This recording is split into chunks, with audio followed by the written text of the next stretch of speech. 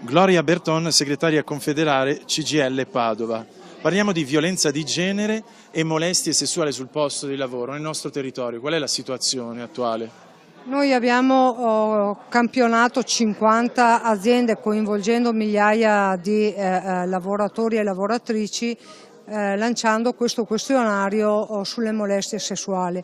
Sull'informazione all'interno del questionario si chiedeva delle informazioni di conoscenza sulla materia. Il quadro che ne è emerso è un quadro desolante, nel senso se ne parla poco, si conosce poco, non c'è ancora cultura che parla di donne per prevenire esattamente le molestie e tantomeno le violenze. E quindi il lavoro che la CGIL di Padova deve fare formazione, informazione e proseguire con un lavoro capillare all'interno dei luoghi di lavoro. Che cosa accade però, le chiedo segretaria, in questi luoghi di lavoro? Qual è la cosa più comune che subiscono le donne oggigiorno?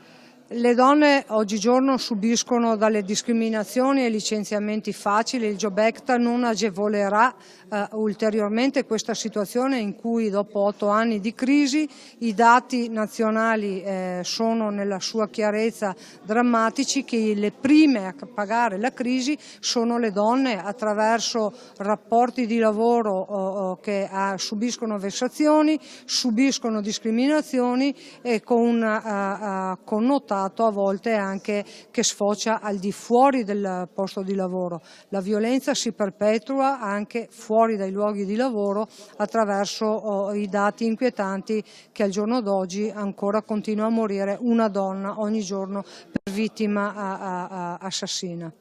È il datore di lavoro o il collega stesso che perpetra le molestie nei confronti delle colleghe, delle donne, insomma? È esattamente il collega, non necessariamente sempre il datore di lavoro, ma sono i colleghi, e c'è anche un silenzio assordante di atteggiamenti conniventi nell'ambito lavorativo sulla discriminazione.